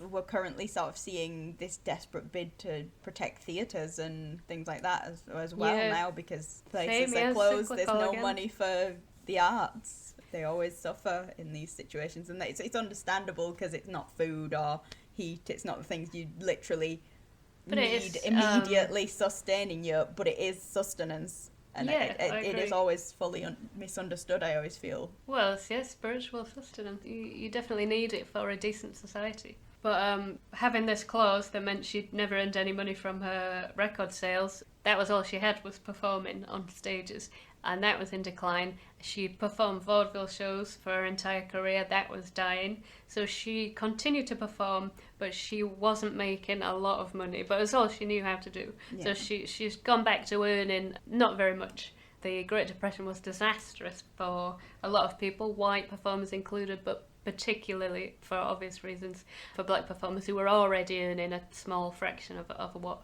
white performers. It's a compounded trauma is the thing. It's just like it's bad enough to go through a depression, then it's bad to go through a depression as a black performer, it's bad to go through a depression as a black female performer, and it's just kind of this compounding effect of trauma and just... And it didn't help that as radio was growing in prominence, so too was censorship, because you're not just talking about performing to adult crowds in theatres anymore. There are families listening. They got a lot stricter. And a lot of her songs with their suggestive lyrics and these thinly veiled metaphors were censored on the radio or banned. Tracks like Empty Bed Blues, I Need a Little Sugar, and Jelly Roll Like Mine were considered smutty and vulgar, particularly by white audiences who were starting to listen to blues music and jazz on the radio. So the BBC would ban several of her songs, including Give Me a Pig Foot and a Bottle of Beer. That's not even one of her, like, most raunchy ones. It's kind of bawdy in attitude, I guess, but... There was a clear distinction. There was a lot of change, but socially, black music was starting to be listened to by white people and starting to become something that they were interested in. So they felt they had to, like, whitewash it for a white audience, take out all the bawdiness that wasn't acceptable to these white audiences. There was still a very big difference between the type of black artists that these white audiences were willing to listen to and the type of artist that Bessie was, singing about the type of things that she was, from the type of place that she was. That's two types of black identity, and one is acceptable and we're welcoming that one in, and the other one is not. It's shocking how that could be just a statement for today. It always just makes me think of people want things that are so different from them because it's kind of kitschy in the way that, you know, there was all the people at Coachella wearing, you know, Native American headdresses and all that stuff, and you want this thing that's so other from what you're usually going to wear, but you still want this kind of scrubbed version of it. You don't want to know the history of it, you don't want to know anything, you just want this kind of, oh, it looks pretty right now. That's cultural appropriation, isn't it? It's the exact same thing. It's I want this black sound, but I don't want this slight exoticism. Yeah, but I still want to be able to say that it's this big exotic thing, because look how different it is. It's fetishizing this version of blackness and pretending it's kind of the real thing, but it never is. Creating an identity out of an identity. Yeah. That you can sell or that you can find palatable, and then ignoring all the bits that you're not interested in or that you don't agree with. This political activist and writer called Amiri Baraka, in a book called Blues People, Negro Music in White America, said she was too Negro to be accepted as part of this movement of acceptance and participation. How she was still not good enough. Is that statement? She was too black to be a black performer. Well, yeah, as you say, this is still a really big problem, colorism. Okay, so 1929, Great Depression, bad times for everybody. Bad year for her career, her personal life. Bessie's personal life is continuing to go downhill. 1927, 1928, both very turbulent times in her marriage. They both had affairs. They'd caught each other having affairs. They suspected each other. It was just constantly unhealthy atmosphere, fist fighting. In 1928, her husband had a nervous breakdown, and they had a sort of short period where they reconciled and things were a little bit better because she was nursing him to health like she was when they first met. So, you know, maybe you were onto something there. That was a dynamic that worked for them, but obviously it's not sustainable and it's not healthy to only enjoy your relationship when you're either caring for someone or being cared for. So things were a little bit better, but as soon as he recovered, she went straight back into the heavy drinking, straight back into the affairs with women, and he went straight back to beating her up, and she went straight back to punching him in the face when he did that. In 1929, he's recovered, and he tells her that he's going to plan and produce a new show for her called Steamboat Days.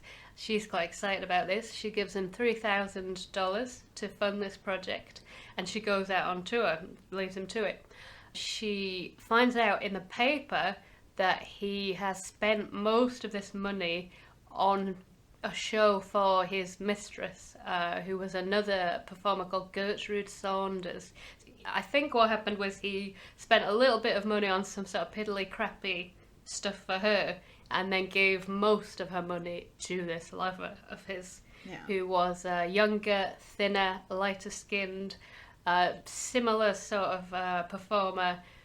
But I read that I quite liked that she was Becky with the good hair.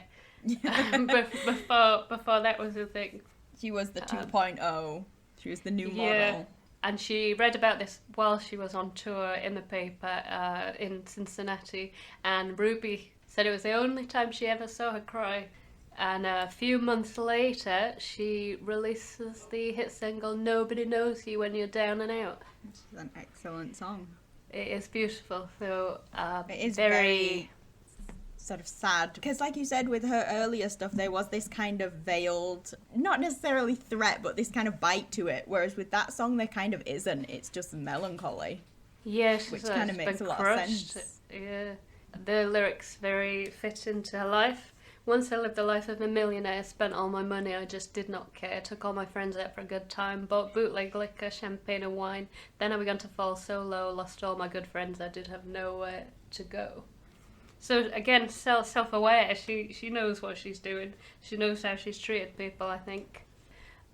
So she was having a bad time, career was stalling a little bit. In early 1929 she starred in a Broadway musical called Pansy, which was a total flop and closed after 3 days due to limited rehearsal time and an inexperienced producer. So that wasn't good, but they did describe her as the play's only saving grace. So she was the shining light in it. After that, she had a little bit of success with an appearance in her first and only motion picture called St. Louis Blues. Yeah, I know that one. It was a short film made to be played before a longer cinematic release. And it was actually inspired by her song St. Louis Blues, which was recorded in 1925.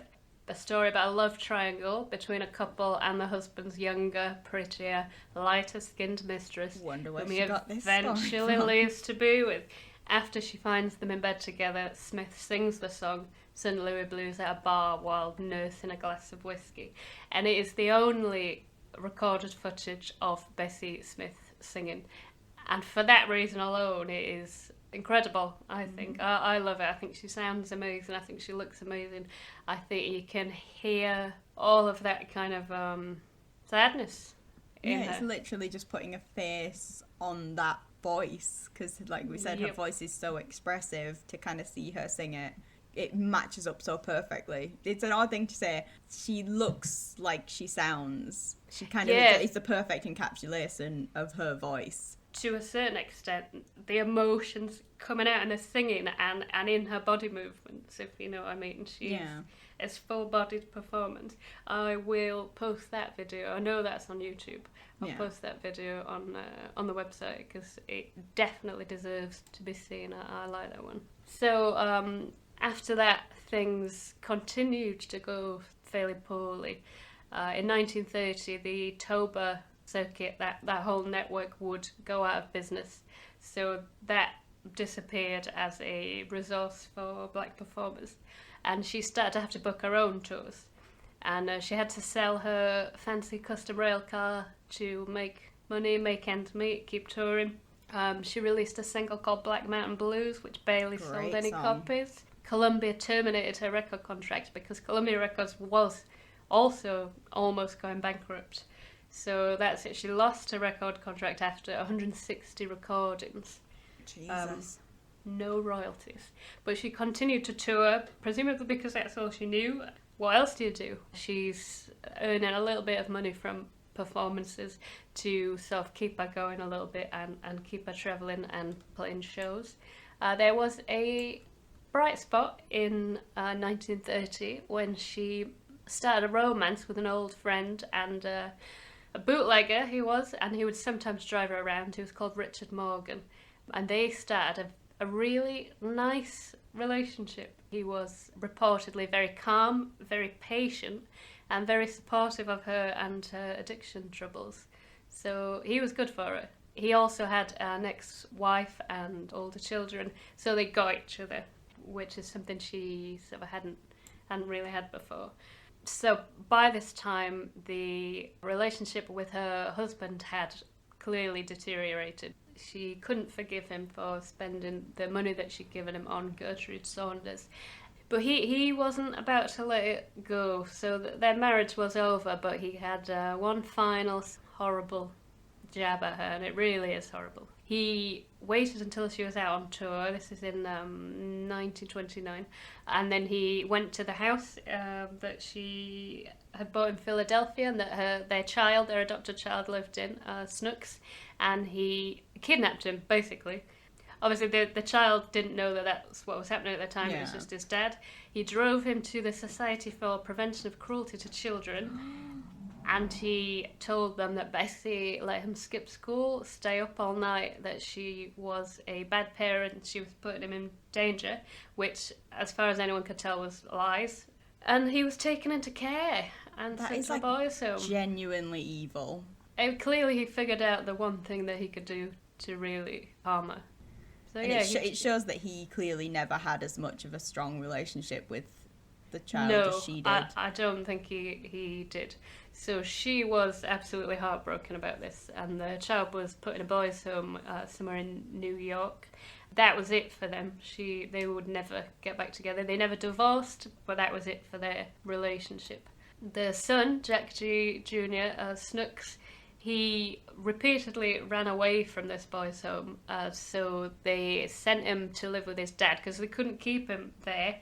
He didn't want to live with his dad, but they thought, okay, right, go back with your dad. He was living with his new girlfriend, Gertrude Saunders, and her brother.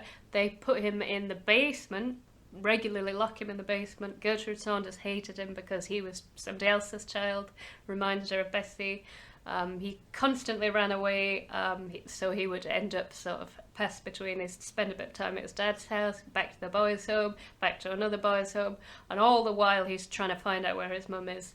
She's trying to find out where he is. He's trying to get messages to her. He said of his dad at this time, he was not very nice to me. Sometimes he would lock me in the basement and not feed me. So you're right, he really didn't. It's so sad because he's just literally a pawn in this game that Yeah. she never wanted him to be a part of, and he never wanted to be a part of it, obviously. Specific actions to put him away from all of her behaviour and this sort of unhealthy scene. So yeah, he was never really a part of that. He was being looked after elsewhere. So she was very depressed at this time, and her drink and drug use got worse. She lost her son, she had no husband, and her Ruby career was sort of going down the pan as well a bit. She lost Ruby because her husband had threatened Ruby that if he ever saw her again, he would either hurt her or she'd never be a part of the family again. So she never saw her again. So she was still surrounded by these parties and this hedonism, but it wasn't satisfying her anymore. She was very, very lonely. Fortunately, after 2 years of this mutual searching and all of this misery, they were reunited, though I couldn't find any specific details about how or why. They did find each other. 2 years is a long time for someone that young, but you hear stories of people either never finding their family again or that 10, 20 years later. So the fact that he was still in that same age group, he didn't miss too much time with her, I guess. He speaks very fondly of his mother, saying, she wanted me to be a lawyer, but there were very few Negro lawyers back then, and I was not very good in school. I guess I took after my mum in that regard. One thing I really did admire about my mum is she would not put up with anything from anybody, which was very unusual for a Negro in the 1920s and 30s. This is a great story. I remember one time in 1935 we were walking on North Broad Street and we passed a Cadillac dealership, and Mum saw a convertible in the window that she wanted to buy. So we went in and she said she wanted to buy the car in the window. The salesman laughed at her, said there was no way on earth a Negro woman can afford it. This made her so angry she went to a bank, took out $10,000 in cash. We went back to the dealership, she threw the money in the salesman's face and told him to go fuck himself. Then we drove away in the car. That is a mic drop moment. He has said that she was away a lot of the time. She never stayed for very long.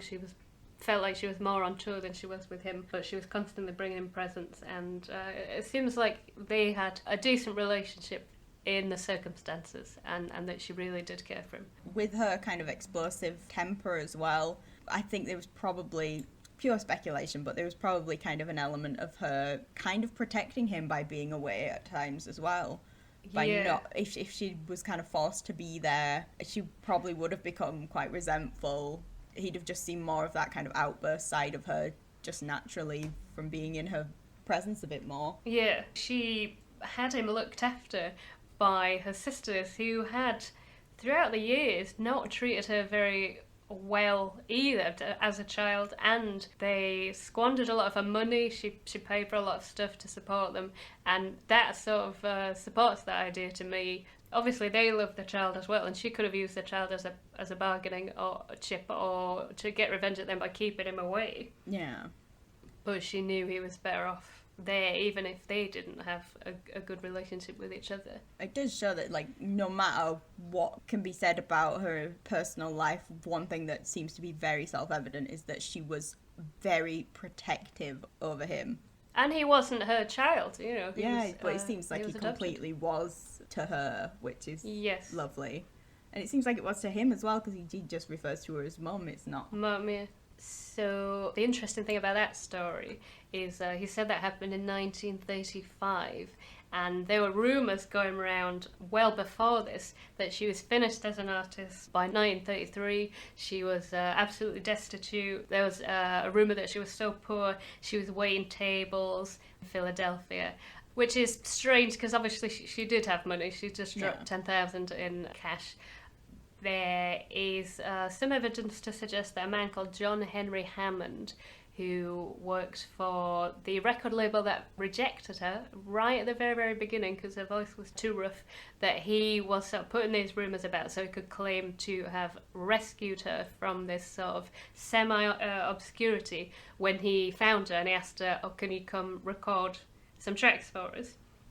He wanted to record 4 tracks. So she wasn't destitute at this time, but a lot of people thought she was. A lot of rumours going around that weren't necessarily true. There's also the thing of, was he trying to affect her credibility by wearing down her sort of view of herself? You know, she's hearing rumours that people think she's destitute. Can he get her for a cheaper price? Can he, Yeah, nobody else will have me out. This was the only opportunity that's there. So, she would record these 4 songs in 1933, and they would be her final recordings. And for all of them, she was paid a flat fee of $150, no royalties. 2 of those songs became huge hits and made a lot of money. Take Me for a Buggy Ride and Give Me a Pig Foot and a Bottle of Beer were massive. They went on to become really big hits and make people a lot of money that weren't her. And they were notable because they were kind of progressing into a more modern swing style sound. It's a little bit more jaunty, a little bit more contemporary and in line with the times. But again, I'll put a video up of probably Give Me a Pig Foot and a Bottle of Beer because that's a good example. There was stuff happening in her career, but it was on the decline. But then you've got this hopeful sign that maybe she would just progress and develop and evolve and carry on. She would have if this next terrible chapter in her life didn't happen.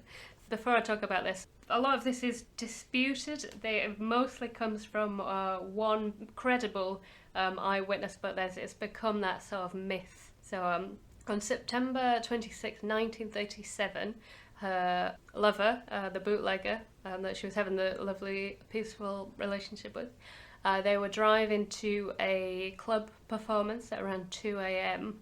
On Route 66. They were between Tennessee and Mississippi, and they got involved in a very bad car crash. It is reported that Morgan was driving at the time, and he failed to spot a National Biscuit Company truck that was parked on the side of the highway, possibly without its lights on. So he sees this right at the last moment, tries to veer to the left and avoid it, but ends up hitting the back of the truck at high speed. The tailgate of the truck shears the wooden roof off their old car. They're driving a Packard. He's fine, he gets out, it's not a scratch on him. The car has hit Bessie's side and she's dragged out of the car. Her arm is almost severed at the elbow, her right arm, because they think she must have had her arm hanging out of the window. Very, very bad accident. The first person on the scene is coincidentally a surgeon from Memphis called Dr. Hugh. He is where we get most of the information from what happened because he was the credible eyewitness. Most of the information is from his statement. So he knew the situation was very bad. She's got this nearly severed right arm. She's lost around half a pint of blood, he says. It was very dark, so he was struggling to fully see all of her injuries. He said he thought her head injuries were only mild, but he could see all down the right side of her body were these intense, extreme, crushing injuries Really, really serious accident. So he's with a guy called Henry. I think they're en route to like a fishing trip, and they drag her to a safe spot away from the highway, and they dress her wounds as best they can. His friend Henry Broughton, he runs off to nearest house to call an ambulance. He comes back 25 minutes later. Bessie's already gone into shock, so time's running out. The doctor feels that she's going to die. They've been waiting for this ambulance. He gives up. He starts to move her into his car to take her to the hospital, in nearest hospital in Clarksdale. Quite unbelievably, as they're moving her into his car, another car driving down the highway, turns out it's two drunk Europeans, I think. They don't see the warning signals and the hazards on the cars that are parked on the side of the road, plough straight into the back of the doctor's car. Christ. So that's a second crash. It doesn't hit anybody, but it sends the doctor's car crashing into Bessie's car, which is already damaged, and totals the doctor's cars. There's no cars to take anybody to the hospital now. This is like a gallows version of a Abbott and Costello sketch or something. I couldn't believe it when I read that. Bad, isn't it? So it takes nearly 30 minutes after their first crash for the ambulance to arrive. And they take her to the G.T. Thomas African American Hospital in Clarksdale, because segregation means that no matter how critical it is, you've got to go to your own hospital. That ambulance arrives first, and very shortly behind it is an ambulance from the White Hospital, and they pick up the drunk Americans or Europeans, and they're fine. So these two ambulances, one to the Black Hospital, one to the White Hospital. The Black Hospital, unsurprisingly, lacked equipment, lacked specialists, especially for this sort of really severe, life-threatening injury. But it was the only place she could have been taken, and no matter how famous she was, it was the only place she was ever going to be taken. She's rushed into surgery. Her right arm is amputated because they can't really do much to save it. About 9 hours after the accident, she dies around 11 a.m. on September the 26th without ever regaining consciousness. So she was 43 years old when she died, which is not very old at all. It's just kind of shocking to think how, like, as you said, she was starting to evolve with these new styles of music. Yeah, she had more in her, definitely, yeah. The word spread quickly throughout Chattanooga and Philadelphia, where she'd been living for a long time. So very quickly they had to move her body into a much larger funeral home, because 10,000 people came to pay their respects and to see her body. Her funeral was held a little over a week later on October the 4th, 1937 at Mount Lawn Cemetery. Around 7,000 people were in attendance, and unfortunately, in a final act of revenge, Jack, who's still married to her, he refused to buy any kind of headstone or grave marker. He kept all the money that was donated for the purposes of buying a headstone. He was just clearly a very, very bad person. There's no grey area with him. To take her child away after all the years that they had together, to not even do her the respect of giving her a headstone, that's just a bad person. So she was in an unmarked grave from 1937 up until 1970, when, I like this part of the story, when Janis Joplin, who idolised her and had listened to her music for a long time, paid for a gravestone. And some money was also donated by a woman called Juanita Green, who had done chores in her house as a child, which is nice. So she does have a gravestone now, and has had a gravestone for a long time. Obviously it doesn't erase the fact that her husband did that to her, but it does in a way, if you know what I mean. It's like, it's a sisterly thing, it's an artist to artist. I mean, who's he? Like, so after her death, for a few years, there was a lot of talk and rumours and allegations about whether she would have lived if things had been different, if the ambulance had come faster, if she'd been taken to a White Hospital. And there was particular controversy over a remark that a jazz producer called John Hammond told a magazine, that she had been taken to the White Hospital first, then turned away, and that's why she died. she died because of racism. And people believed this for a really, really long time. It turned out that this never happened. She was never taken to the White Hospital. That was a fiction because he was a white man, he was very wealthy, but he'd spent many years as a civil rights activist. And he lied to sort of make it a point and to... So counterproductive. It's like she did die because of racism. There was other ways that racism affected her death. It doesn't have to be this take her to the wrong hospital thing. It's like the hospital she was taken to was underfunded. It was probably further out of town. You don't have to lie about that. It's bad enough as it is. So he tried to turn her into a martyr and succeeded for a while. A lot of people, I think, still believe this, or it's like still a sort of misconception. It's one of those urban legend myths. It isn't what happened, and one of the most famous books about Bessie Smith, which is what I based most of my research on, is called Bessie, and it was released in 1972 by a man called Chris Albertson, and he was the one who revealed this lie, and he made it his mission with this book to put the story straight about as much of her life as possible, because a lot of myths and half-truths and stuff, because of the type of person she was, this huge, loud, hedonistic. 3 of her recordings are now in the Grammy Hall of Fame. Rightly so. Downhearted Blues, St. Louis Blues and Empty Bed Blues. And Downhearted Blues, her recording of that song, is included in the National Recording Registry for culturally, historically and aesthetically significant audio recordings. And of course, she's influenced many. Oh, like her influence can't even really be... It's so pervasive, which is why it's such kind of a shock that she isn't wider known among people that aren't kind of hardcore music fans. Think about people like Billie Holiday, Aretha Franklin. Both of them were influenced by Bessie Smith. Standing on the shoulder of giants. Yeah.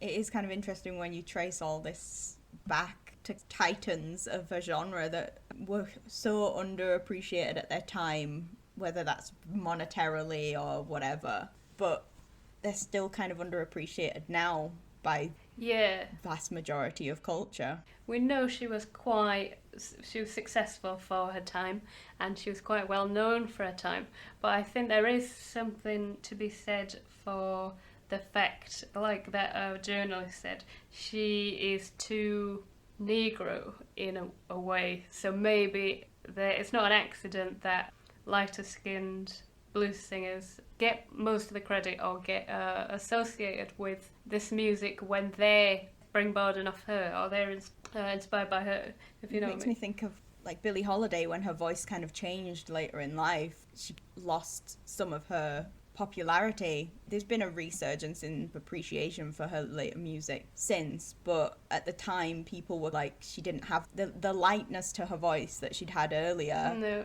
But her later songs are the ones that are really the emotive ones, the ones where she's kind of really pouring out her soul, and her voice isn't ugly in the same way that Bessie's wasn't ugly, but there's this kind of rawness. Rough. This is called it rough, yeah. They was like, you're too rough.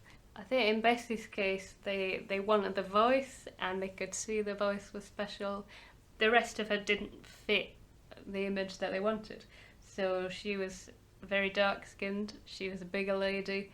She was bisexual. She was running around town. So it's like, yeah, we'll have the voice, but we don't necessarily want the rest of you attached to it. Again, the cultural appropriation. I do think a lot of it is, as you said, she was this bigger woman, and she kind of crossed the boundary between the feminine and the masculine in terms of... Definitely. There was always that fear of black men, and she was this taller, bigger built woman, and I think maybe that was a big thing for people, that they kind of did perceive her as threatening. Maybe that was her survival mechanism. So yeah, problematic figure, but very, very... Human. Yeah, very real. For a woman that was limited in many ways and that was clearly suffering from trauma and addiction, she was, remarkably free in many other ways that weren't typical of her time. Her authenticity, I think, always comes through, yeah. but she was very alive. That might be my favourite quote about her from Sydney. It feels the most kind I love her. of perfectly suited to her. With all the connotations that alive has to it, it's not just the shiny things. There's a lot of darkness and grubbiness and everything to just the title of aliveness, but it does fit her so very well. So that is the story of Bessie Smith. A lot of sad, but actually in some areas very enlightening, uplifting in some ways. Her death is very sad, but it feels to me like a sequence of events that are completely unpredictable. Sometimes your number's kind of up. To check out any of the media that we've referenced in this podcast, visit overlookedahistoryandcolour.wordpress.com. There we will post any images, YouTube videos, performances, media and resources related to this that will help you further understand our subject matter, which in this case is Bessie Smith, and you should all go and listen to her music. There'll be a link in the description.